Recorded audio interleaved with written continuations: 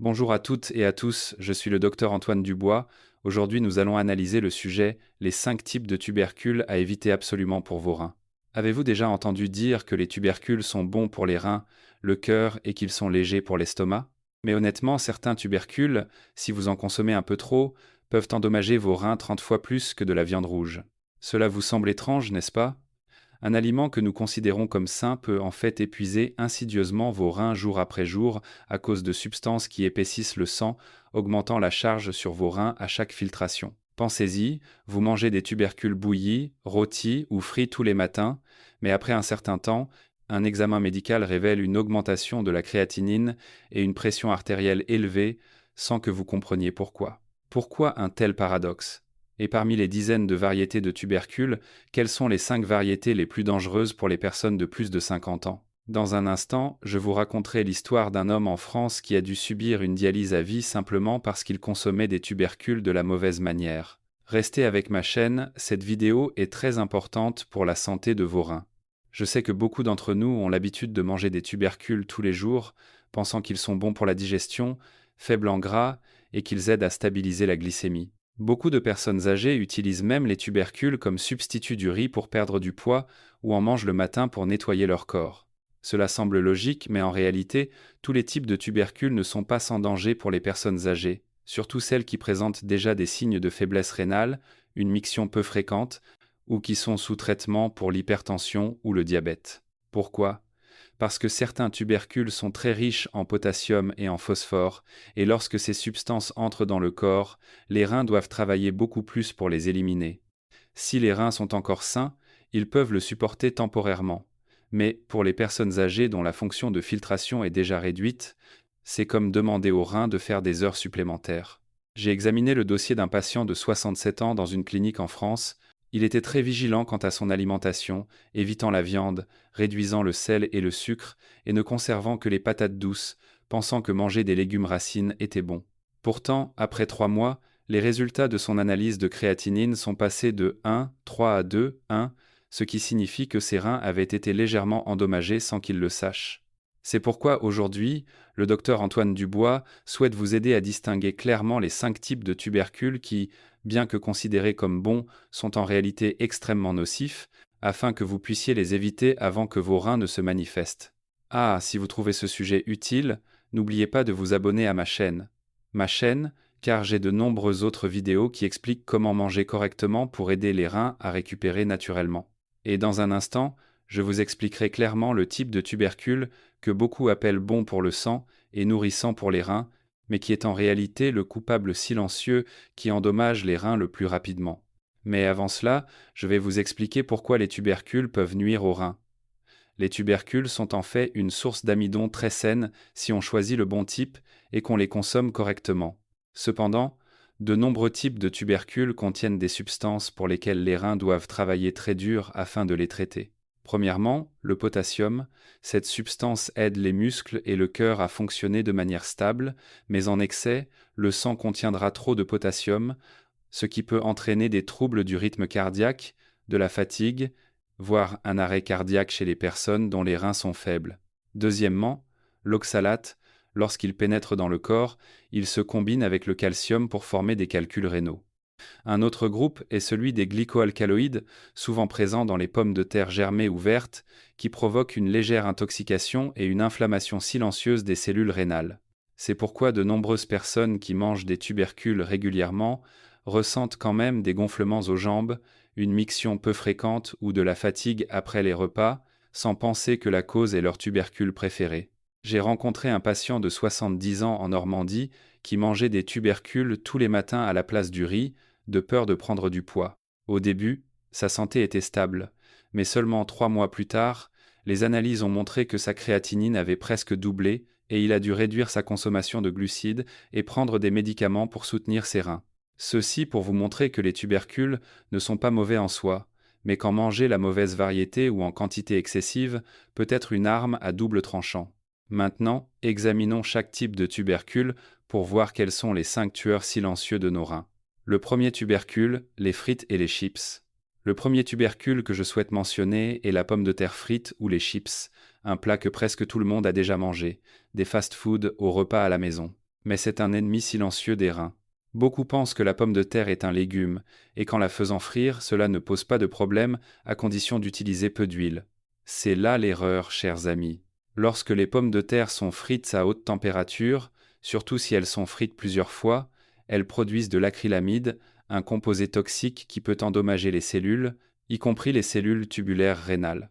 Ce n'est pas tout, le sel ajouté aux pommes de terre pour rehausser la saveur, combiné à la quantité d'huile absorbée par chaque morceau, fait que ce plat contient des centaines de milligrammes de sodium par petite portion. Lorsque le sodium pénètre dans le corps, il retient l'eau dans les vaisseaux sanguins, augmentant la pression artérielle et obligeant les reins à travailler davantage pour équilibrer les fluides.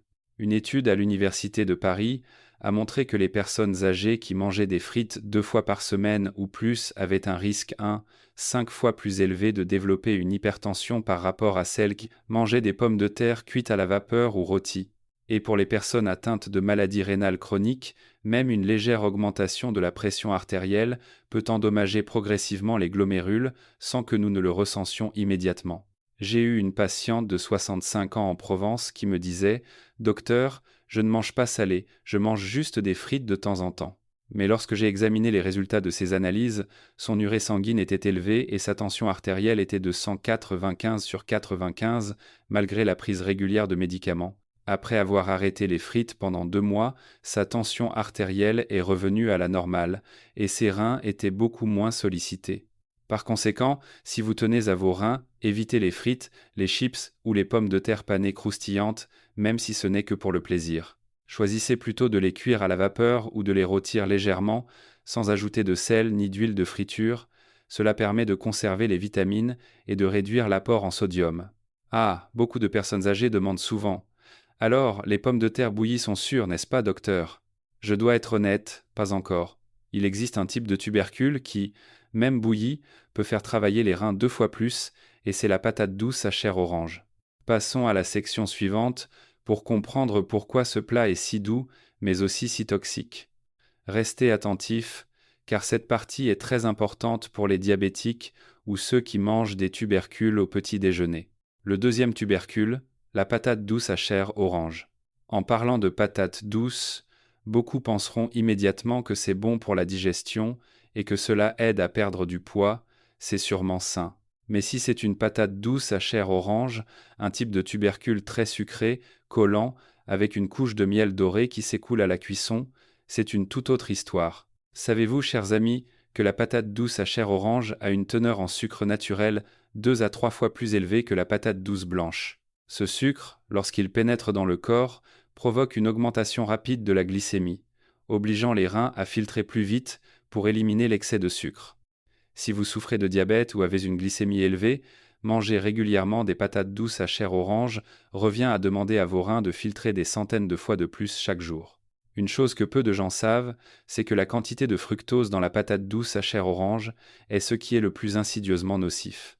Le fructose non seulement favorise la formation de graisse, mais il stimule également les reins à réabsorber le sodium, provoquant un gonflement, de la fatigue et une miction peu fréquente. Je me souviens d'un cas spécifique. Une dame de 68 ans, originaire de Lille, aimait manger des patates douces à chair orange rôties au petit déjeuner.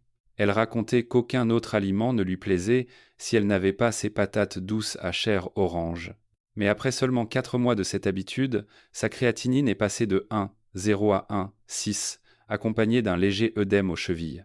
Quand je lui ai posé la question, elle pensait que c'était dû à ses médicaments, sans jamais imaginer que cela venait de cette patate douce sucrée comme du miel. Après avoir arrêté la patate douce à chair orange et passé à la patate douce blanche bouillie, en seulement 6 semaines, ses indicateurs sont revenus à 1, 2, presque à la normale.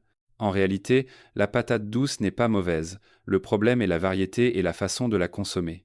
Si vous voulez maintenir votre énergie sans surcharger vos reins, choisissez des patates douces blanches et peu sucrées, accompagnées de légumes verts ou de tofu bouilli pour ralentir l'absorption du sucre. De plus, il ne faut en manger que 150 à 200 grammes par portion et éviter les patates douces à chair orange le soir, car c'est à ce moment-là que la glycémie a tendance à augmenter le plus facilement. Et voici une petite astuce. Si vous préférez le goût de la patate douce à chair orange, vous pouvez faire cuire des patates douces ordinaires à la vapeur, puis ajouter un peu de miel ou de cannelle en poudre. ce qui leur donnera un goût légèrement sucré tout en réduisant l'apport en sucre simple. Cette méthode est beaucoup plus sûre pour les reins et le cœur. Honnêtement, de nombreuses personnes diabétiques en France doivent subir une dialyse précoce, simplement parce qu'elles continuent de manger des tubercules à la place du riz, sans savoir à quel point la variété qu'elles choisissent est riche en sucre. Par conséquent, si vous avez des antécédents médicaux, en particulier le diabète, l'hypertension artérielle ou une insuffisance rénale légère, vérifiez le type de tubercule que vous mangez quotidiennement. Mais la patate douce à chair orange n'est pas encore le champion. Dans la section suivante, je parlerai d'un type de tubercule extrêmement courant dans la cuisine française, doux, moelleux, parfumé, mais qui contient une quantité d'oxalate 4 fois supérieure à la normale, capable de former des calculs rénaux en quelques mois seulement. Avez-vous deviné? C'est le taro, et je vous raconterai l'histoire d'un patient qui a eu un calcul rénal de 1,2 cm à cause de ce plat dans la section suivante. Ne quittez pas la vidéo, cette partie est extrêmement importante. Le troisième tubercule, le taro. Le troisième tubercule que je souhaite mentionner, bien que très populaire et apparemment inoffensif, est en réalité un ennemi caché pour les personnes dont les reins sont faibles. Il s'agit du taro. Le taro est moelleux, fondant, doux, et tout le monde l'apprécie. Mais peu de gens savent que le taro contient une très grande quantité d'oxalate, ainsi qu'un amidon particulièrement difficile à digérer et qui fermente facilement. L'oxalate, lorsqu'il pénètre dans le corps, se combine avec le calcium dans le sang pour former des cristaux d'oxalate de calcium, et c'est le composant principal des calculs rénaux. J'ai traité de nombreux cas similaires dans des cliniques en France. Il y avait un monsieur d'origine vietnamienne, âgé de 74 ans, vivant à Marseille. Chaque jour, il mangeait du riz avec du taro bouilli, car il trouvait cela savoureux, moelleux et facile à manger. Il m'a dit « Docteur, je ne mange que très peu de légumes, principalement du taro et du riz, ce n'est pas grave, n'est-ce pas ?» Pourtant, un jour, il est venu consulter pour des douleurs lombaires sourdes et une légère sensation de brûlure en urinant. J'ai fait faire une échographie et les résultats ont montré un calcul rénal de 1,2 cm avec une structure claire d'oxalate de calcium. Quand je lui ai posé des questions sur son régime alimentaire, il m'a raconté qu'il y avait du taro dans son repas quotidien. Vous voyez, parfois un aliment apparemment ordinaire est la cause principale de la formation de calculs. Plus dangereusement, si ce calcul se déplace dans l'urétère, il peut provoquer une obstruction, de fortes douleurs, voire une infection sanguine s'il n'est pas traité à temps. Alors, comment manger du taro en toute sécurité? Je suggère quelques petites astuces. Premièrement, faites tremper le taro dans de l'eau salée pendant 20 à 30 minutes avant la cuisson pour réduire la quantité d'oxalate libre. Deuxièmement, faites-le bouillir très soigneusement, n'utilisez pas la cuisson à la vapeur ou rôti car l'oxalate s'évapore moins facilement. Et surtout, ne mangez pas de taro le soir, car la nuit, les reins filtrent plus lentement et l'excès d'oxalate est plus susceptible de s'accumuler. Si vous aimez vraiment le taro, considérez-le comme un plat occasionnel, pas un aliment régulier. Une semaine, vous ne devriez en manger qu'une à 2 fois, et environ 100 à 150 grammes par portion, c'est suffisant. Honnêtement, j'ai vu de nombreuses personnes être hospitalisées simplement parce qu'elles mangeaient des aliments apparemment sains à l'excès, sans savoir qu'elles surchargeaient leurs reins. N'attendez pas que les calculs se soient formés pour regretter, car à ce moment-là, il n'y a plus que la lithotricie ou la chirurgie, ce qui est très épuisant. Vous pensiez que le taro moelleux et facile à digérer était sain. Mais il existe un autre tubercule que l'on appelle en plaisantant le ginseng des tubercules, car on croit qu'il est rafraîchissant, revigorant et qu'il augmente la vitalité. Pourtant, c'est ce type de tubercule qui oblige les reins à travailler 2 fois plus, car il augmente très rapidement la viscosité sanguine et l'acide urique. Avez-vous deviné de quel tubercule il s'agit? C'est l'igname ou patate chinoise que je vais vous expliquer dans la section suivante. Écoutez bien, car ce plat est extrêmement populaire dans les repas français. Le quatrième tubercule, l'igname, patate chinoise. Passons maintenant au quatrième tubercule, l'igname ou patate chinoise.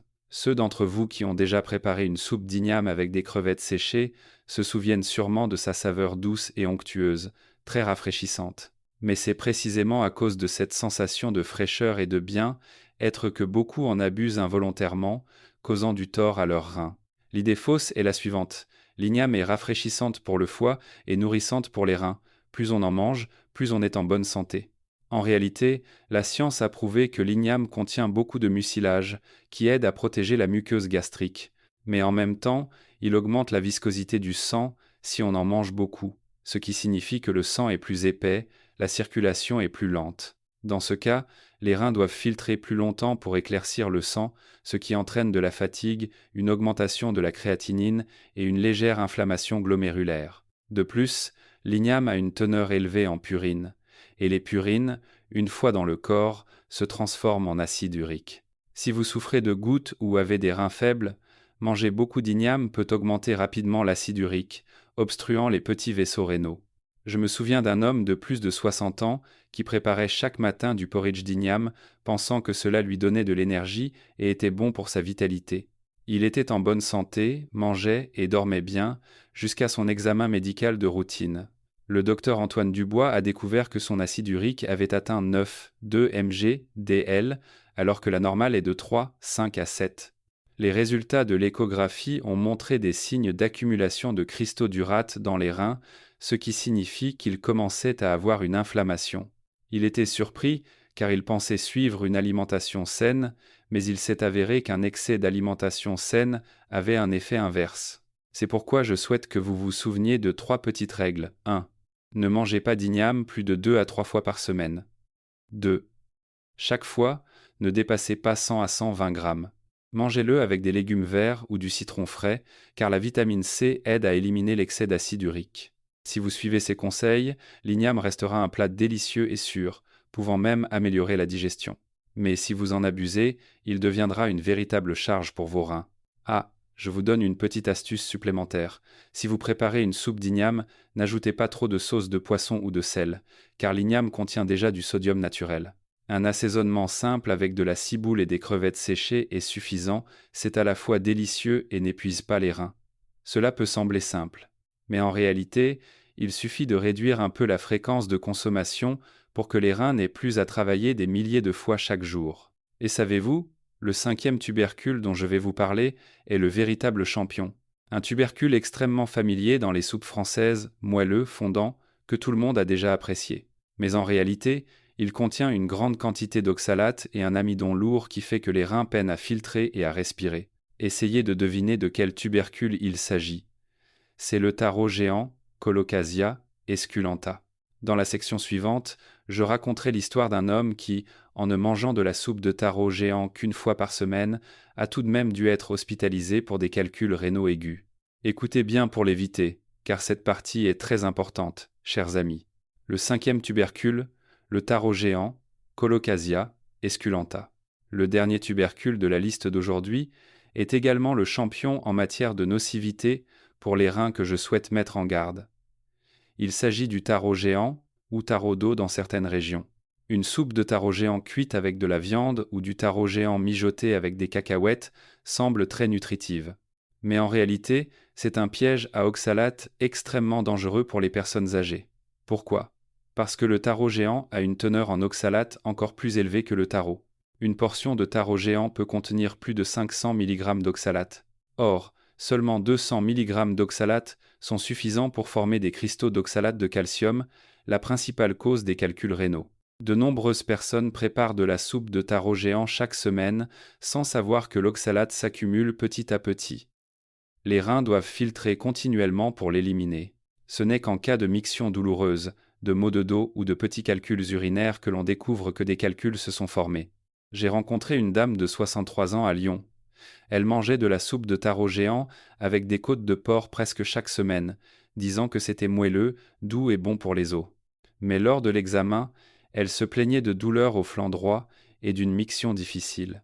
Les résultats de l'échographie ont montré un calcul rénal de 0,9 cm accompagné de dépôts de calcium dans les 2 reins. Le plus remarquable est qu'elle ne mangeait presque pas salé, ne buvait pas de bière, ne fumait pas, seule son habitude de manger du taro géant semblait bonne.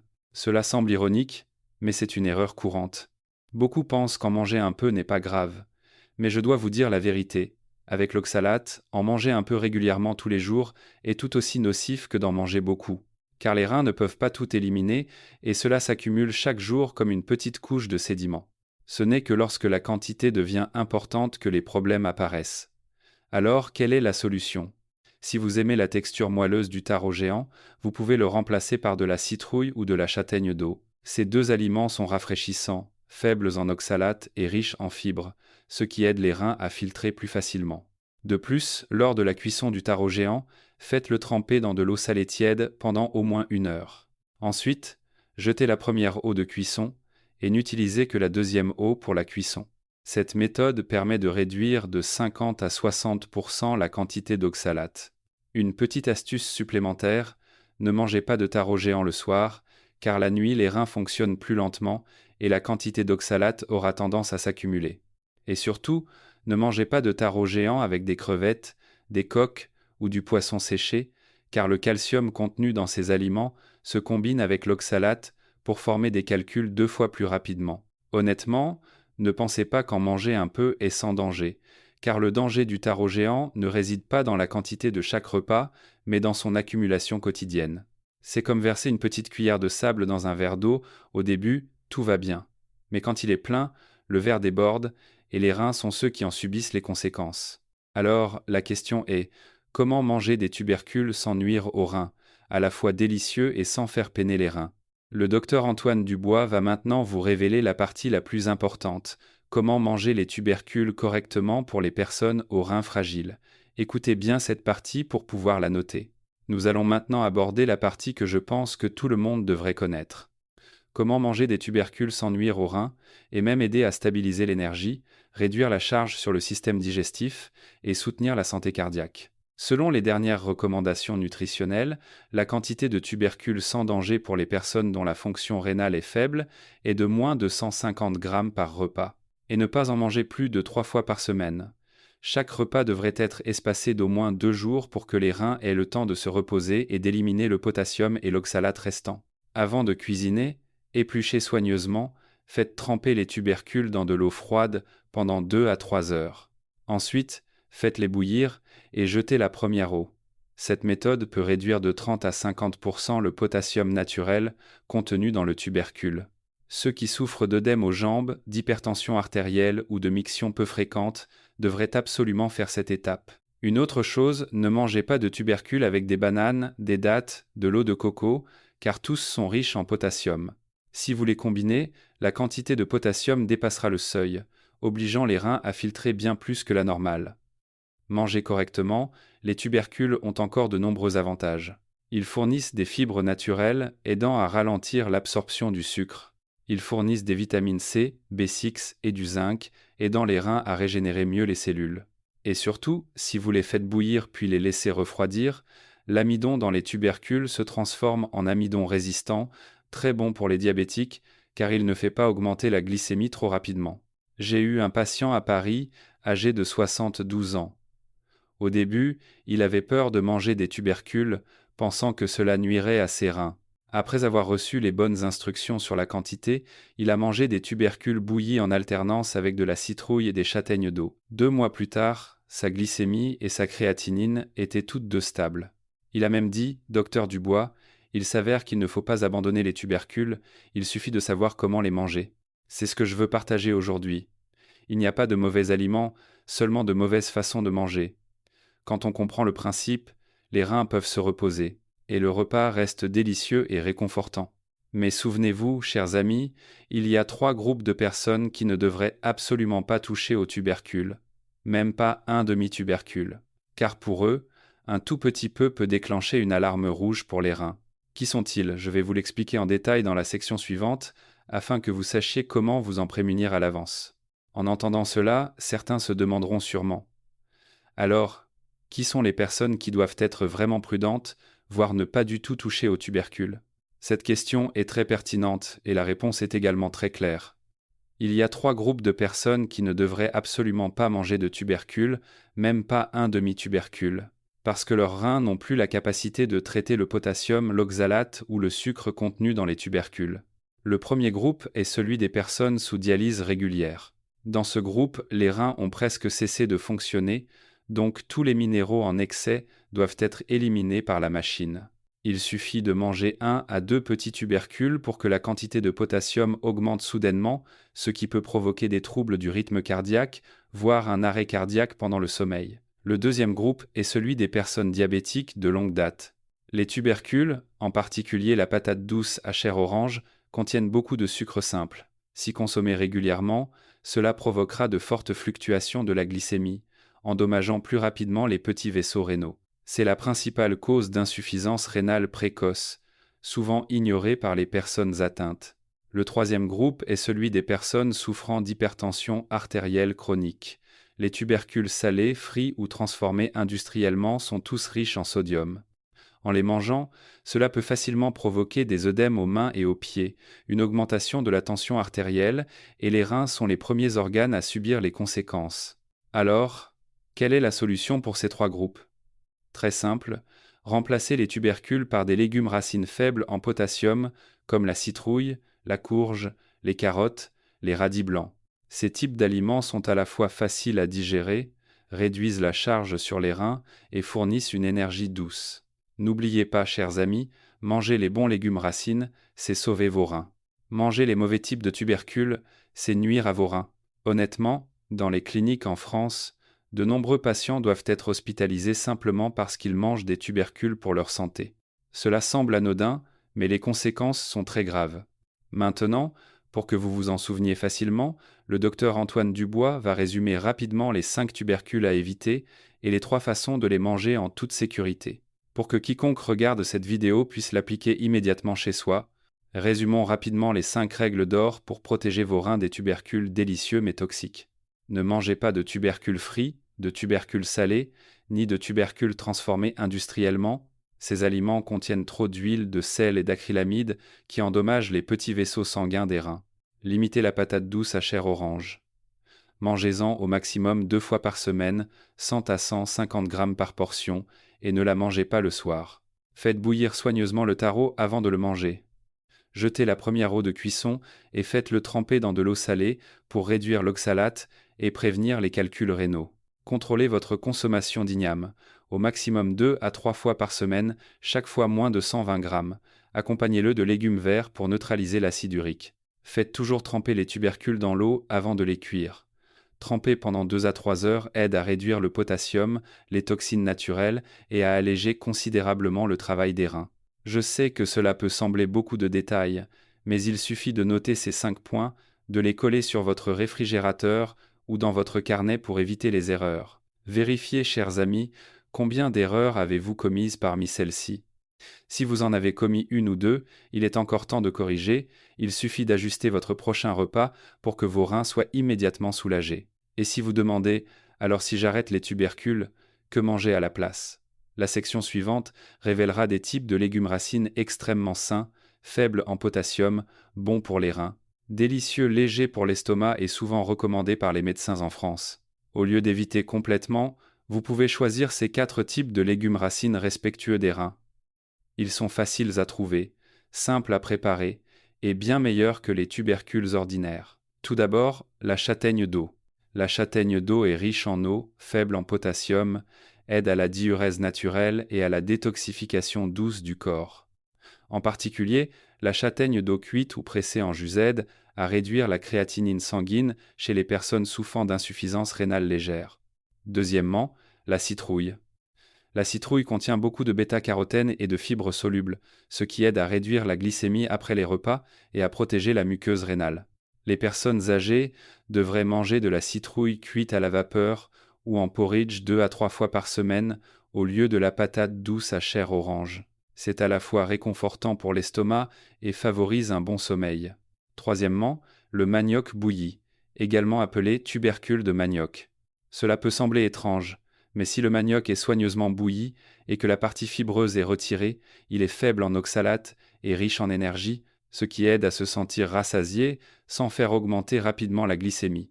Cependant, n'oubliez pas de n'en manger qu'une petite quantité, environ 100 grammes par portion, et de ne pas manger de manioc cru pour éviter les toxines. Quatrièmement, l'avoine. L'avoine n'est pas un tubercule, mais c'est une source d'amidon précieuse pour remplacer les tubercules chez les personnes dont les reins sont faibles. Le docteur Antoine Dubois recommande souvent aux patients de ma clinique de manger du porridge d'avoine le matin. C'est à la fois léger pour les reins, aide à stabiliser la tension artérielle et permet d'éviter le potassium et l'oxalate.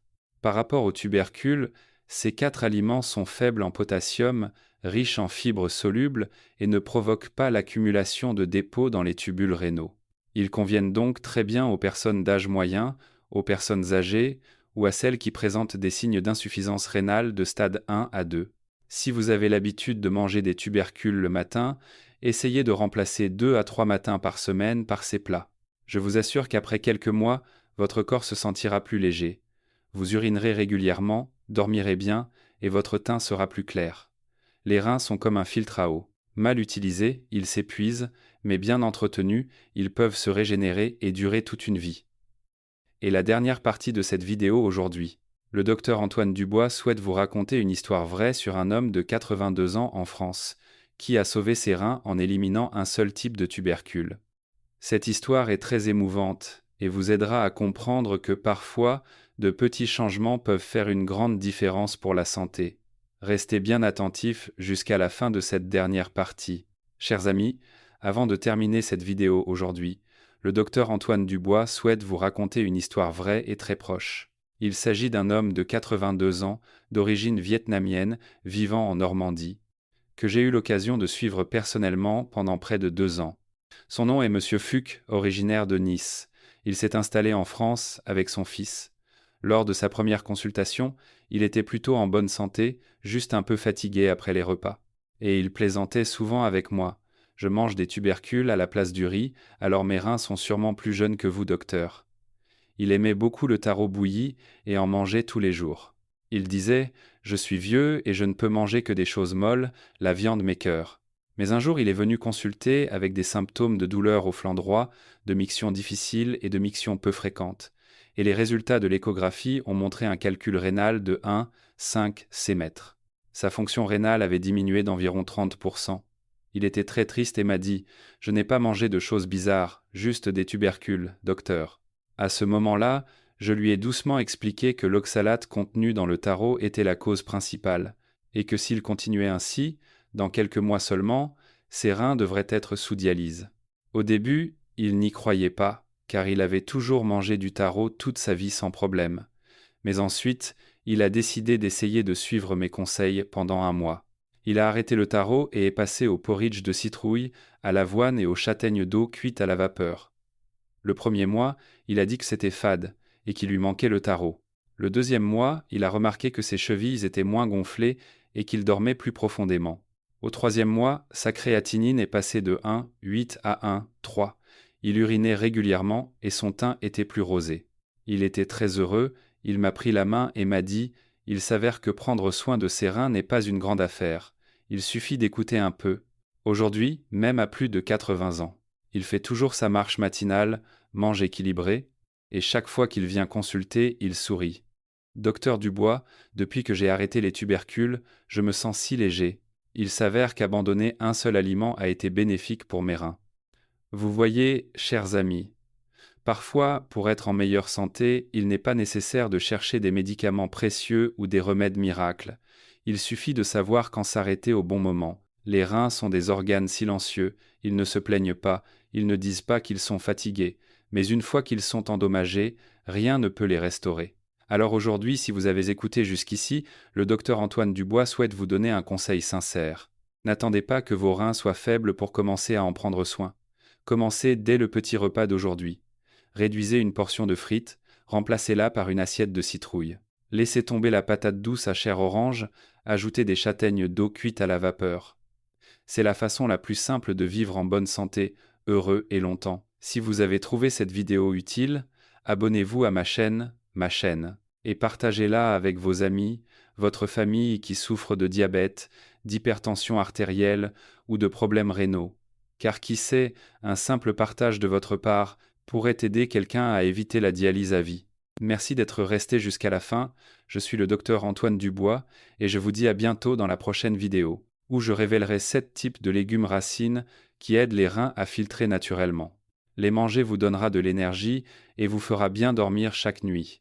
N'oubliez pas de la regarder, car c'est ce qui compensera la vidéo d'aujourd'hui, pour que nous puissions non seulement éviter de nuire, mais aussi savoir comment nourrir nos reins pour qu'ils soient vraiment en bonne santé.